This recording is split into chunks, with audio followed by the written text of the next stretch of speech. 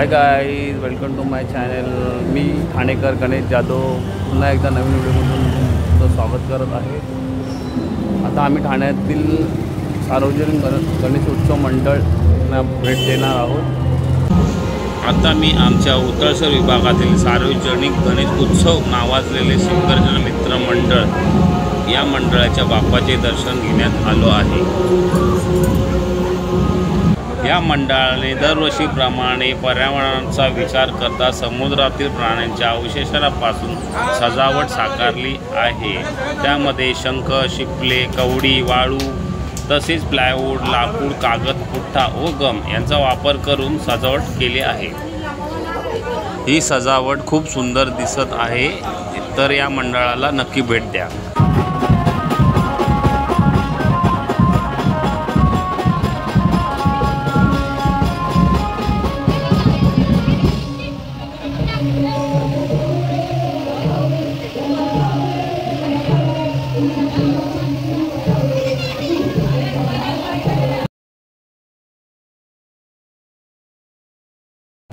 कोलबाड मित्रमंडळ ठाणे सर्व गणेश भक्तांचं हार्दिक स्वागत करीत आहे. आमचा लाडका बाप्पा हा दाता, बुद्धिदाता, ज्ञानदाता, सुखदाता. आमच्या संस्कृतीत दानाला मोठं महत्त्व आहे. अन्नदान, द्रव्यदान, वस्त्रदान, गोदान, भूदान, ज्ञानदान, अभयदान अशा पद्धतीत ही संकल्पना विकसित झाली. महारथी कर्णाने ब्राह्मणाच्या वेशात आलेल्या इंद्राला आपल्या शरीराचा अविभाज्य भाग असलेलं कवच आणि कुंडल दान केली. या दानामुळे कर्णाची शक्ती कमी झाली. त्याचा मृत्यू झाला, पण दानशूर म्हणून तो अजरामर झाला. स्वातंत्र्य प्राप्तीनंतर विनोबा भावे यांनी उभारलेल्या उदान चळवळीमुळे देशातल्या लाखो भूमिहीनांना जमिनी मिळाल्या. अहो, दान करण्यासाठी मोठा पैसा, अडका, संपत्ती असायलाच पाहिजे असं नाही. हवी फक्त देण्याची इच्छा दानत. समाजातल्या कुठल्याही व्यक्तीला देता येऊ शकेल अशी अनेक श्रेष्ठ दानं आहेत. ती म्हणजे रक्तदान, अवयवदान, देहदान. ईश्वराने निर्माण केलेला मानवी देह हा आपला स्वतःचा असतो. त्यावर दुसऱ्या कोणाचाही अधिकार नसतो. म्हणून आपल्या अनमोल देहासंदर्भात केलेलं कुठलंही दान सर्वश्रेष्ठ असतं आणि ते करणं फारसं कठीणही नसतं.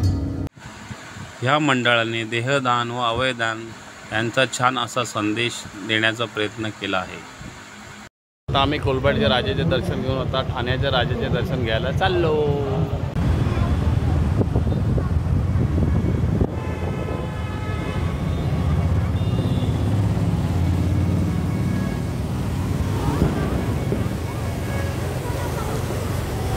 आता ठाण्याचा राजा सार्वजनिक गणेश उत्सव मंडळ येथे आम्ही भेट देण्यात आलो.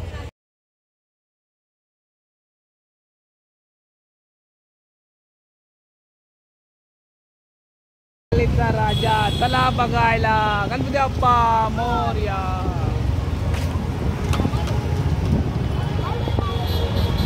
ठाण्याचा महाराजा